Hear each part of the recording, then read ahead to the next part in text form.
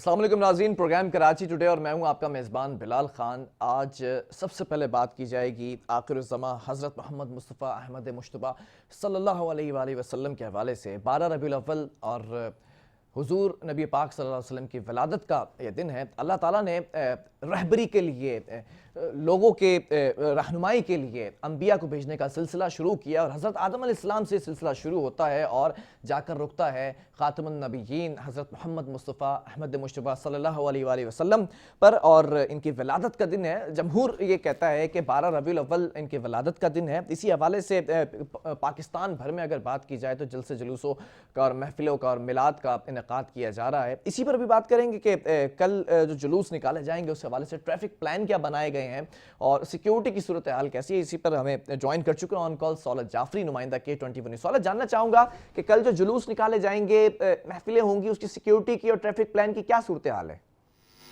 جی بالکل بلال، آج مغرب کے بعد سے ہی دیکھنے میں آ رہا ہے کہ آقائے دو جہان حضرت محمد مصطفیٰ صلی اللہ علیہ وآلہ وسلم کی ولادت کی خوشی میں جو ہے نعت اور دعائیہ تقریبات کا سلسلہ جو ہے وہ شروع ہو چکا ہے۔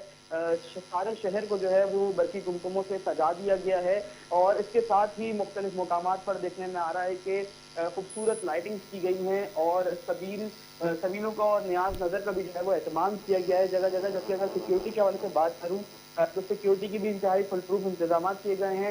پولیس سمیت دیگر قانون نافذ کرنے والے ادارے سڑکوں پر موجود ہیں، جگہ جگہ چیکنگ کا سلسلہ بھی جاری ہے۔ جبکہ جو بڑی محفلیں ہو رہی ہیں شہر میں اس وقت، وہاں پہ سیکیورٹی کے انتظامات بھی فل پروف کیے گئے ہیں۔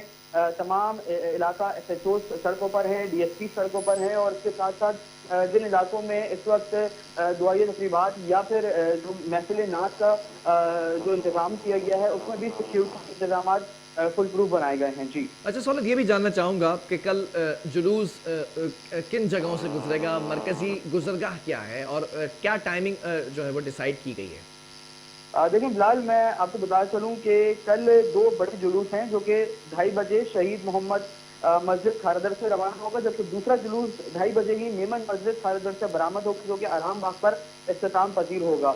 ان دو مرکزی جلوسوں میں جو ہے وہ شہر سے تمام عاشقان مصطفیٰ صلی اللہ علیہ وآلہ وسلم جو ہے وہ شرکت کریں گے، جس میں سیکیورٹی کے فل پروف انتظامات ہیں۔ ہیڈ اور ٹیل پر پولیس کے تعدم دستے ہوں گے، جبکہ دیگر قانون نافذ کرنے والے ادارے بھی سیکیورٹی کی سائنس انجام دیں گے۔ جی اچھا، ٹریفک کی جیسا صورتحال آپ نے بتائی، تو کچھ ایسی شاہراہیں بھی ہوں گی جن کو بند کر دیا جائے گا ٹریفک کے لیے، تو اس میں کون سی سر فہرست ہے؟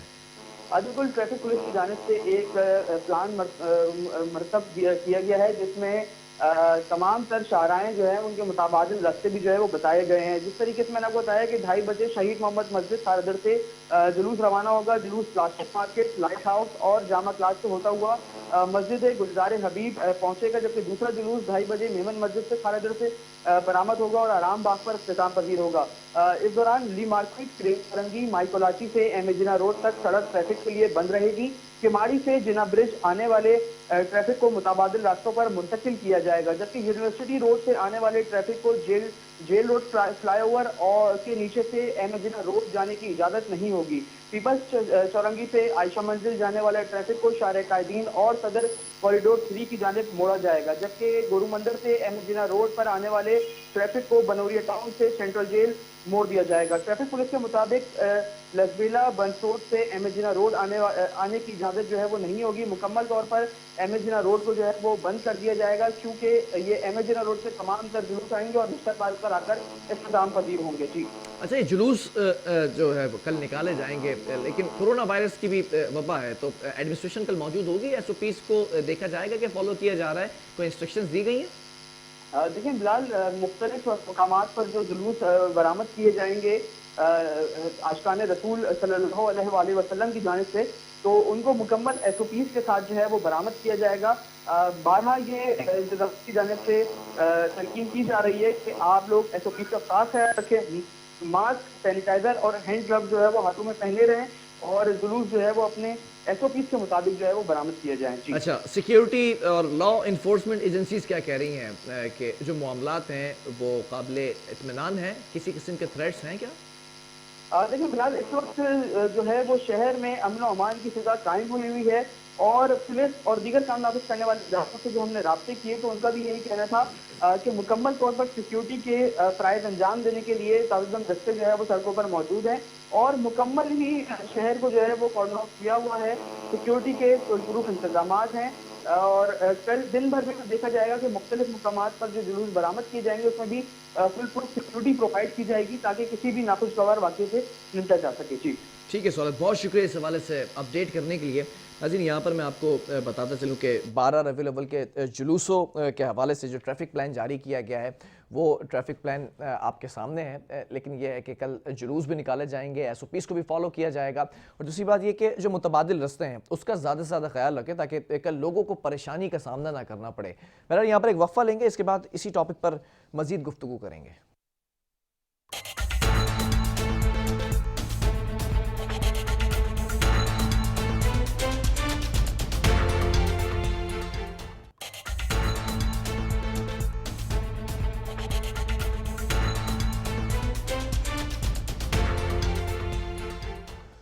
ویلکم بیک ناظرین، بات کر رہے ہیں آخر الزماں حضرت محمد مصطفیٰ صلی اللہ علیہ وآلہ وسلم کی ولادت کے حوالے سے۔ وَمَا أَرْسَلْنَاكَ إِلَّا رَحْمَةً لِّلْعَالَمِينَ، اور ہم نے آپ کو عالم کے لیے، دنیا کے لیے، جہان کے لیے رحمت بنا کر بھیجا۔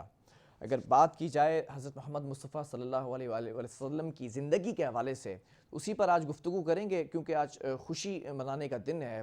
یہ وہ ہستی ہیں جن کو بھیجا گیا پوری کائنات کی رہبری کے لیے، رہنمائی کے لیے۔ اس وقت ہمارے ساتھ آن کال موجود ہیں مفتی عاطف جاوید صاحب۔ مفتی صاحب بہت شکریہ، آپ نے اس پر مسرت موقع پر وقت دیا۔ کیا کہیں گے آخر الزماں حضرت محمد مصطفیٰ احمد مجتبیٰ صلی اللہ علیہ وآلہ وسلم کی ولادت کے یہ لمحات ہیں، اس حوالے سے؟ السلام علیکم ورحمۃ اللہ وبرکاتہ۔ وعلیکم السلام۔ سب سے پہلے آپ کا بہت شکریہ، آپ نے مجھے شرکت کا موقع دیا۔ دیکھیں قرآن پاک کے اندر اللہ رب العزت ارشاد فرماتے ہیں وَمَا أَرْسَلْنَاكَ إِلَّا رَحْمَةً لِّلْعَالَمِينَ، کہ ہم نے محمد صلی اللہ علیہ وسلم کو جو دنیا میں بھیجا ہے وہ رحمت بنا کر بھیجا ہے۔ آپ صلی اللہ علیہ وسلم کی ذات مبارک تمام جہانوں کے لیے رحمت ہے، رحمت۔ اور اسی طرح حضرت آدم علیہ السلام کی ایک روایت فرماتے ہیں کہ وَكَانَ مَكْتُوبٌ عَلَى الْعَرْشِ لَا إِلَهَ إِلَّا اللَّهُ مُحَمَّدٌ رَّسُولُ اللَّهِ، فرماتے ہیں انا بین الماء والتین، کہ میری ابھی تخلیق کا سلسلہ چل رہا تھا، میں پانی اور گارے کے درمیان میری تخلیق ہو رہی تھی، اس ٹائم میں نے عرش پر لکھا ہوا دیکھ لیا تھا لا الہ الا اللہ محمد رسول اللہ، یعنی کہ آپ صلی اللہ علیہ وسلم وہ ہستی ہیں کہ جن کو اللہ پاک نے دنیا بنانے سے پہلے ہی چن لیا، کائنات کا وجود دینے سے پہلے ہی اللہ رب العزت نے آپ صلی اللہ علیہ وسلم کو اپنا مقرب اور برگزیدہ بندہ، اپنا محبوب بنا لیا۔ آپ صلی اللہ علیہ وسلم کو جب اللہ پاک نے پورے جہانوں کے لیے رحمت بنا کے بھیجا، اور ہماری اسپیشلٹی یہ کہ ہمارے جو آقا ہیں، ہمارے جو نبی ہیں وہ محمد صلی اللہ علیہ وسلم ہیں، تو آپ صلی اللہ علیہ وسلم کی امت ہونے کی حیثیت سے ہماری بھی کچھ ویلیو بڑھ جاتی ہے، اور جب ہماری دیگر امتوں میں کچھ ویلیو بڑھ جاتی ہے تو ذمہ داریاں بھی بڑھ جاتی ہیں۔ بہت اچھی بات ہے، ربیع الاول کا مہینہ ہے کہ آپ صلی اللہ علیہ وسلم کی ذات اقدس کو یاد کر کے، آپ صلی اللہ علیہ وسلم کی ولادت کو یاد کر کے، اور اس یوم ولادت کے موقع پر خوب درود پڑھا جائے، خوب خوشیاں بٹوری جائیں، لیکن اس کے ساتھ ساتھ یہ چیز بھی لازم ہے کہ ہم آپ صلی اللہ علیہ وسلم کی پوری حیات مبارکہ کو اپنی زندگیوں میں لے کر آئیں، اپنے معمولات میں لے کر آئیں، اپنی معاشرت کے اندر لے کر آئیں۔ جب بھی ہم کسی مسلمان بھائی سے کسی چیز کا لین دین کا معاملہ کریں یا کسی کے ساتھ کسی بھی طرح کی رواداری کا معاملہ کریں تو ہمارے اوپر یہ بات لازم ہے کہ ہم اس ٹائم بھی آپ صلی اللہ علیہ وسلم کی ذات اقدس کو ملحوظ رکھتے ہوئے، آپ صلی اللہ علیہ وسلم کی سیرت کو اپناتے ہوئے اپنے مسلمان بھائی کے ساتھ جتنا خوشنودی کے ساتھ ہو سکے اچھے طریقے سے معاملہ کریں۔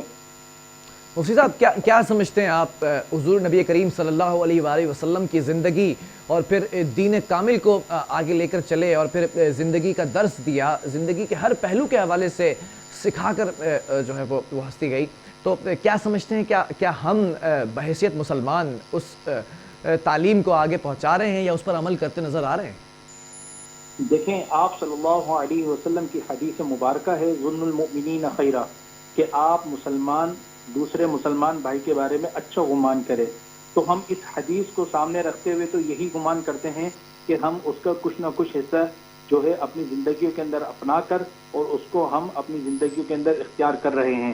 لیکن اگر معاشرے کی طرف دیکھا جائے، سوسائٹی کی طرف دیکھا جائے، تو اس بات کا فقدان بھی ہمیں ملتا ہے کہ آپ صلی اللہ علیہ وسلم نے جتنی قربانیوں سے اس دین کو ہم تک پہنچایا، صحابہ کرام کی مبارک جماعت کے ذریعے قریہ قریہ بستی بستی اس دین کو جو اس اسلام کو جو ہے نشر کیا، ہم اس طرح کا حق ادا نہیں کر پا رہے ہیں.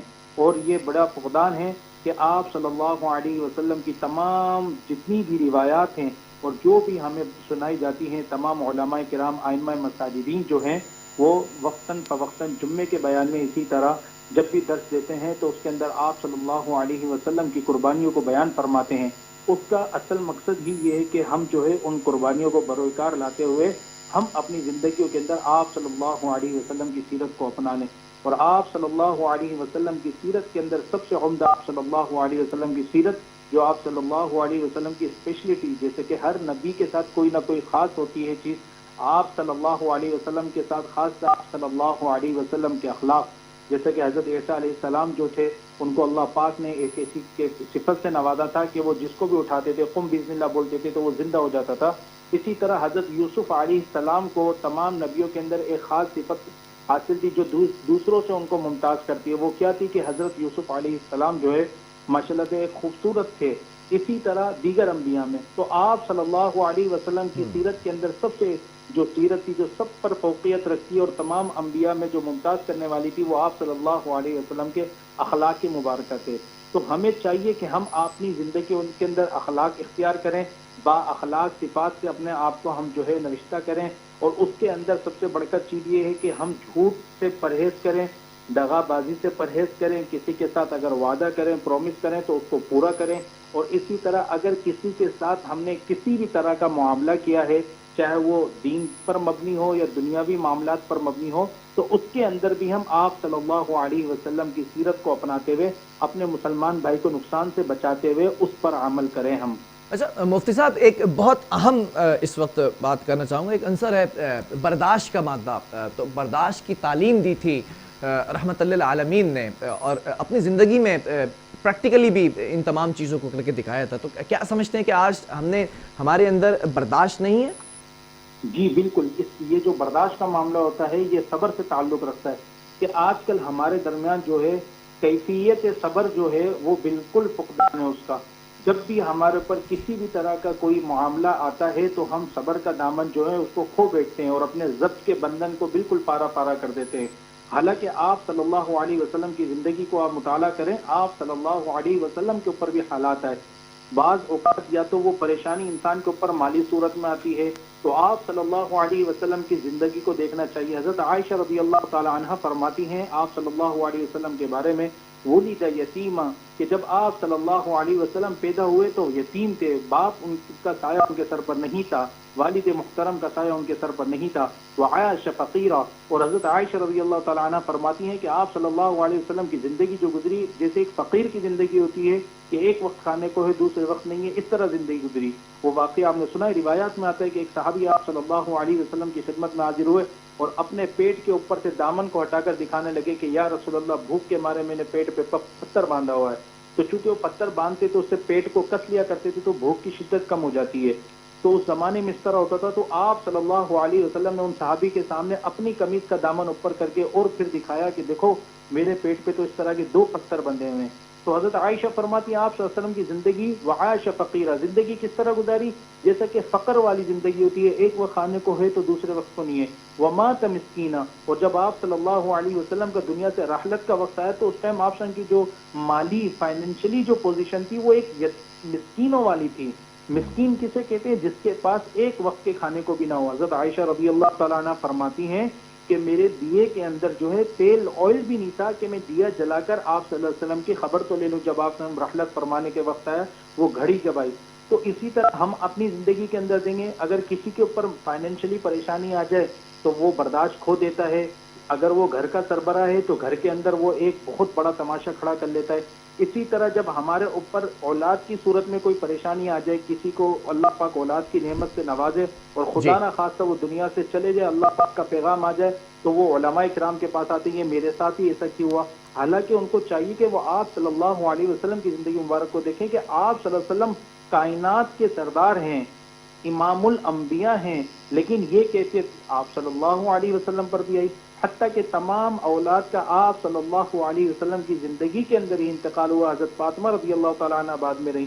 تو بتانے کا مقصد یہ کہ آپ صلی اللہ علیہ وسلم نے بھی یہ پریشانی دیکھی، تو ہمیں جو ہے جب بھی ہمارے اوپر کسی طرح کی کوئی پریشانی آئے، کوئی مصیبت آئے، کسی بھی طرح کا کوئی بھی ہمارے اوپر ایسا وقت آ جائے کہ جس کے اندر ہماری ہمت کمزور ہونے لگے، ہمیں چاہیے اس وقت جو ہے ہم توکل علی اللہ کریں اور آپ صلی اللہ علیہ وسلم کی سیرت کو اختیار کریں اور آپ صلی اللہ علیہ وسلم کی ذات مبارک کو دیکھیں، انشاءاللہ تعالی ہمیں جو ہے صبر کی توفیق اللہ پاک نصیب فرما دیں گے۔ مفتی صاحب بڑی معطر گفتگو ہو رہی ہے، خوشگوار انداز میں چاہوں گا اپنے طرز تکلم سے جو سامعین ہیں ان کی نظر چند اور جملے جو ہے وہ آپ حضور اکرم صلی اللہ علیہ وآلہ وسلم کی شان میں جو ہے وہ بیان کریں، اور خاص طور پہ میں چاہوں گا کہ ولادت کے وقت جو مناظر تھے یا جو لمحات تھے اس سے منسوب کوئی واقعہ آپ بیان کریں۔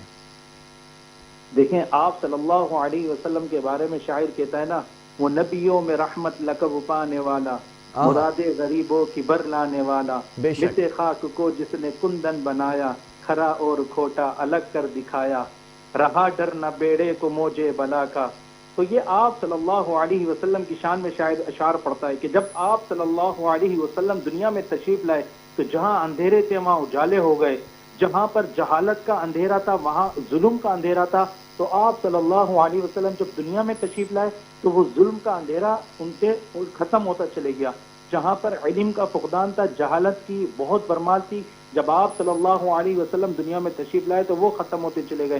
آپ کے سامنے موجود ہے عرب قبائل کے اندر کس طرح کا ماحول تھا، کس طرح کی جنگیں تھی، اور جب آپ صلی اللہ علیہ وسلم آئے تو وہ آہستہ آہستہ کر کے جو جس کو قتل کرنے کے در پہ تھے وہ اس کو چومنے کے در پر ہو گئے، جو جس کو مارنے کے در پہ تھے وہ اس کو گلے لگانے کے در پر ہو گئے۔ تو آپ صلی اللہ علیہ وسلم کا تو یہ خاص وتیرہ رہا کہ آپ صلی اللہ علیہ وسلم نے دنیا میں آ کر تمام کائنات کو جو ہے ایک آخرت تک قیامت تک کے لیے سبق اور درس دے دیا کہ دیکھو اللہ پاک نے تمہارے اوپر یہ بہت بڑا احسان کر دیا کہ تمہارے اندر میں موجود ہوں۔ آپ صلی اللہ علیہ وسلم کا ہمارا نبی ہونا یہ ہمارے لیے اعزاز کی بات ہے۔ پچھلی امتوں کے جو انبیاء کرام ہیں ان نبیوں نے دعا کی کہ یا اللہ مجھے آپ صلی اللہ علیہ وسلم کی امت میں پیدا کر، نبی ہونے کے باوجود، نبی کتنا بڑا درجہ، لیکن نبی بھی دعا کر رہے ہیں کہ میں آپ صلی اللہ علیہ وسلم کی امت میں پیدا ہو جاؤں۔ تو یہ تو آپ صلی اللہ علیہ وسلم کی شان ہے، اور آپ صلی اللہ علیہ وسلم سے تو اللہ پاک نے محبت کی ہے۔ اللہ پاک نے خود کہا کہ میرا سب سے محبوب جو بندہ ہے وہ محمد صلی اللہ علیہ وسلم ہے۔ وہ میں نے آپ کو روایت سنائی نا، نبی فرماتے انا کنت بین الماء والطین، کہ میری ابھی تخلیق ہو رہی تھی، میں پانی اور گارے کے درمیان میں تھا، ابھی میری تخلیق مکمل نہیں ہوئی تھی۔ حضرت آدم علیہ السلام فرماتے ہیں، مرقات کی روایت ہے، وَكَانَ مَكْتُوبٌ عَلَى الْعَرْشِ، اور میں نے اس ٹائم عرش کے بالکل بورڈ پر فرنٹ پر لکھا ہوا دیکھ لیا تھا، لا الہ الا اللہ محمد الرسول اللہ، یعنی کہ انسانیت ابھی نہیں بنی اور اللہ پاک نے اعلان کر دیا کہ اس میں کوئی شک ہمارے نہیں ہے، محبوب بندے محمد ہیں اور وہ بھی رسول بن کر اس امت دنیا میں آئیں گے۔ مفتی صاحب روایات جو بتاتی ہیں، جو واقعات ہیں، جو وہ لمحات گزارے ہیں، وہ کیا لمحات ہوں گے، حسین لمحات ہوں گے۔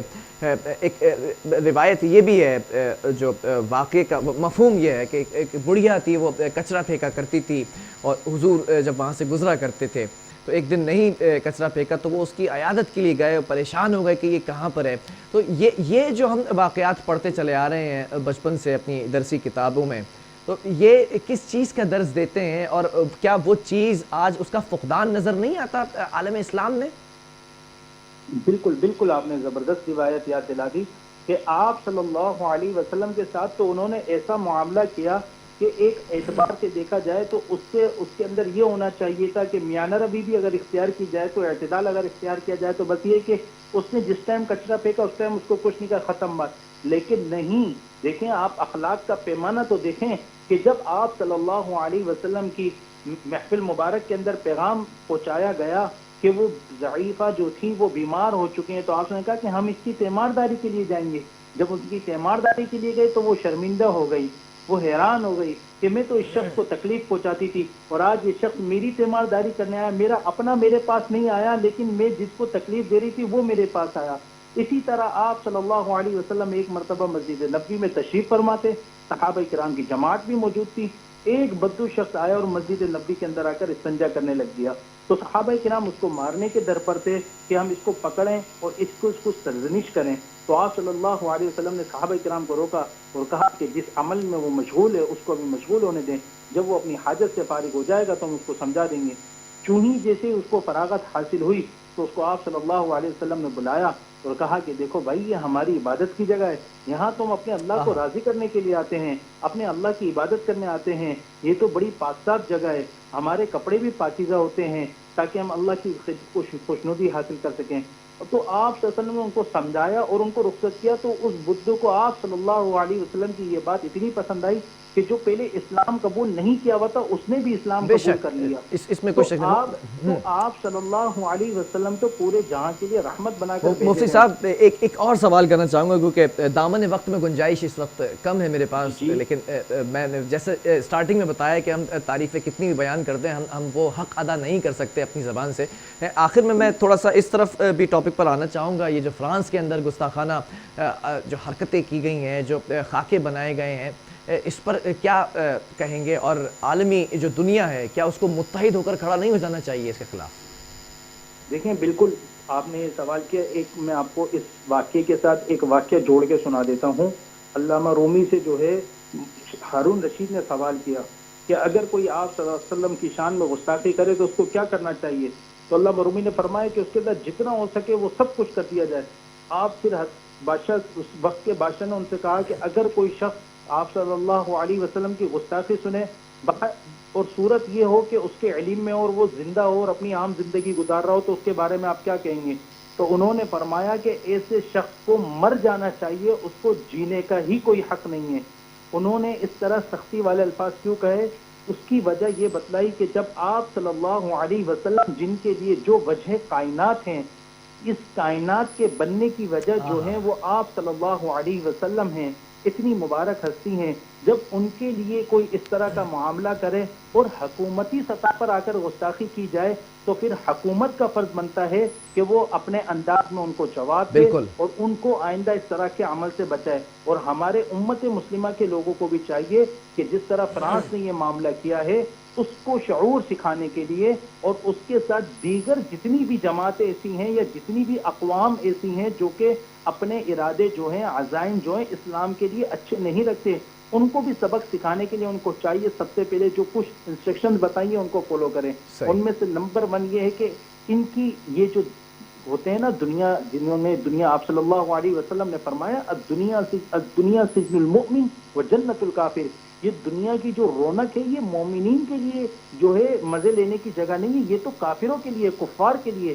تو کفار کے لیے سب سے زیادہ محبت زدہ چیز کیا ہے؟ دنیا, مال, دولت, پیسہ.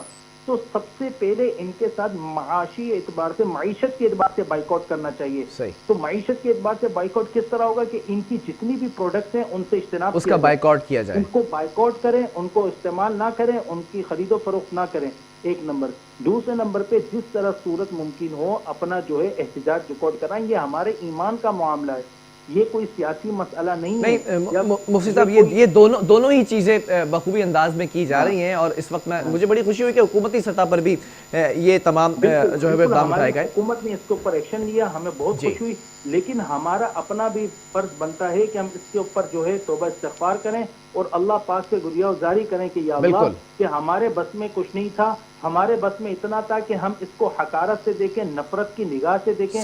ہم جب بھی اس کے بارے میں تصور کریں تو نفرت انگیز کریں, یا اللہ ہم نے وہ کیا جو ایمان کا اقل درجہ تھا, جو ایمان کا اعلیٰ درجہ تھا, کہ ہم اس کا جو ہے انتقام لیتے, ان کا حساب لیتے. یا اللہ ہم اس کے اندر قاصر ہیں. بالکل متحد ہو چکی ہے عالم اسلام, اور اس پر جو ہے وہ بھرپور جواب دیا گیا. بہت شکریہ مفتی صاحب, مفتی عاطف صاحب ہمارے ساتھ موجود تھے, اور جتنی بھی شان میں آپ جو ہے وہ بیان کر دیں حضور پاک صلی اللہ علیہ وسلم کی, آپ نہیں کر سکتے.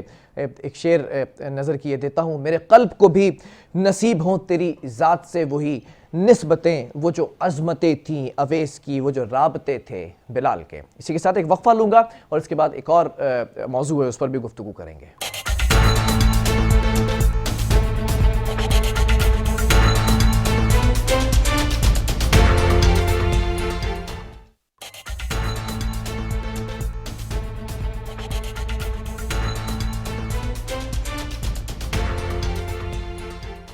वेलकम बैक नाज़रीन। बारहा इस प्रोग्राम के ज़रिए आपको बताया जाता है कि कोरोना से बचने के लिए एसओपीज़ को फॉलो किया जाए, लेकिन नहीं सुन रही है अवाम, जिसका खमियाजा भुगतना पड़ रहा है। अब 6 स्कूल बंद कर दिए गए हैं। ज़िला मलीर के सरकारी तालीमी इदारों में कोरोना वायरस के मस्बत केसेस सामने आए और तादाद बढ़ने के बाद 6 स्कूलों को बंद किया गया है, जबकि वज़ीर तालीम ने भी ये कहा है कि कोरोना भी ख़त्म नहीं हुआ है और इसीलिए कुछ अस्पताल और कुछ स्कूल्स जो हैं वो दोबारा बंद किए जाएंगे। अस्पताल नहीं बल्कि स्कूल जो हैं वो बंद किए जाएंगे दोबारा, और उन स्कूलों के अंदर एसओपीज़ को फॉलो नहीं किया जा रहा है। बार बार हम इस प्रोग्राम के तवज्जुह से ये बताते हैं, लेकिन नहीं सुनती है अवाम।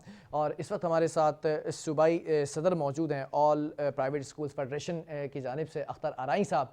अख्तर साहब, बहुत शुक्रिया ज्वाइन करने के लिए। क्या कहेंगे, जब प्राइवेट स्कूल्स एसोसिएशन से हम बात करते हैं तो कहते हैं कि स्कूल्स खोल दिए जाएँ, एसओपीज़ को फॉलो किया जाएगा, लेकिन अब ये केसेस बढ़ते चले जा रहे हैं और स्कूल्स भी अब बंद किए जा रहे हैं, क्या मौक़िफ़ है? देखिए, all Pakistan private school federation का मौक़िफ़ पहले दिन से बहुत क्लियर है। हम लोग स्कूल्स में एसओपीज़, प्राइवेट स्कूल्स में एसओपीज़ बहुत अच्छे तरीके से फॉलो कर रहे हैं।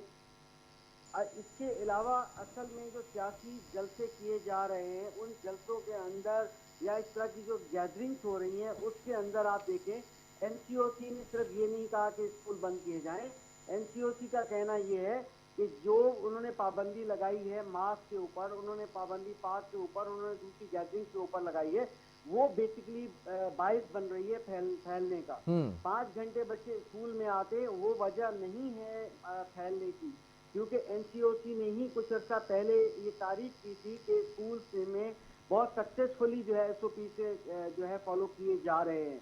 असल वजह हमारी अवाम है। अवाम हर सूरत में हर जगह एसओपी पे अमल करे, उसकी कंपेन चलाने की जरूरत है।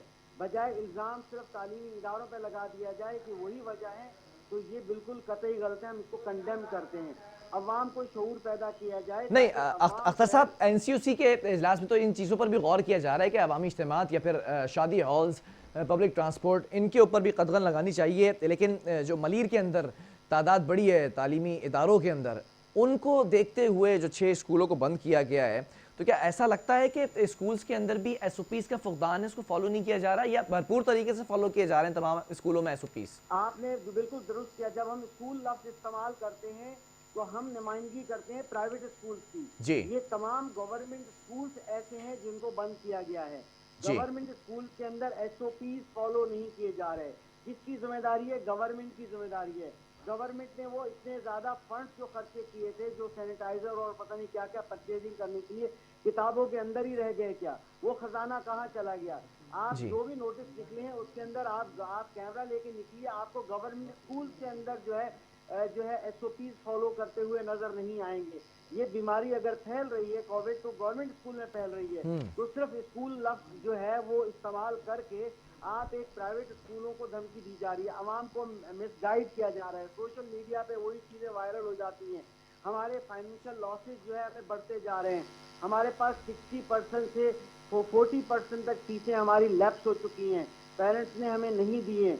आप देखिए कि हम कहाँ जा रहे हैं। खुदारा जब बयान दीजिए तो आप क्लियर बताइए, कि गवर्नमेंट स्कूल के अंदर फॉलो नहीं किए जा रहे। प्राइवेट स्कूल्स को क्यों जिद में लाया जाता है, क्यों मिसअंडरस्टैंडिंग क्रिएट की जाती हैं? हम ये गवर्नमेंट के इस तरह के जो ज़ूमीनी बयान नहीं अख्तर साहब, अभी तो सरकारी स्कूलों के ऊपर कदगन लगाई गई है, वो बंद किए जा रहे हैं, लेकिन प्राइवेट स्कूल्स के बारे में ये कहा है कि अगर ज़्यादा केसेस बढ़ते हैं तो सईद गनी साहब कह रहे हैं कि हो सकता है, कुछ नहीं पता, कि स्कूल्स दोबारा बंद कर दिए जाएं। ये तो सारा दारोमदार आप लोगों के ऊपर है ना, कि जितना बेहतर तरीके से एसओपीज़ को फॉलो किया जाएगा, कोई केस रिपोर्ट नहीं होगा, तो उसका जो रिजल्ट होगा वो यही होगा कि स्कूल खुले रहेंगे। बिल्कुल आप सही कह रहे हैं, और हम all Pakistan private school federation की जानिब से पूरे पाकिस्तान में हम कोऑपरेट कर रहे हैं। हम लोग हमने टीमें बनाई हुई हैं, खुद से भी हम अपनी मॉनिटरिंग कर रहे हैं। हमारे प्यारे मिनिस्टर सईद गनी साहब ने बहुत ज़्यादा विजिट किए थे, मगर उन्होंने ज़्यादा विजिट जो है वो किए, जो सरप्राइज विजिट थे वो प्राइवेट स्कूल्स में किए, और जो पहले से इन्फॉर्म करके प्रोटोकॉल के साथ चंद गवर्नमेंट स्कूल्स में विजिट किया, वो कैमरे में पता चलता है कि प्रोटोकॉल दिया जा रहा है। बात यह है कि अगर इंसाफ की बात है तो मेरिट पे बात कीजिए जी। हम आज भी गवर्नमेंट के साथ कोऑपरेट करने के लिए तैयार हैं और करते रहेंगे कि अगर कोई किसी एरिया, किसी यूनियन काउंसिल में अगर किसी स्कूल के अंदर एसओपी फॉलो नहीं होते हैं, हम बंद करने को तैयार हैं। इंशाल्लाह हम बंद करेंगे, मगर आप बयानिया ऐसा जारी कीजिए कि आप सिर्फ उंगली प्राइवेट स्कूल पे मत उठाइए।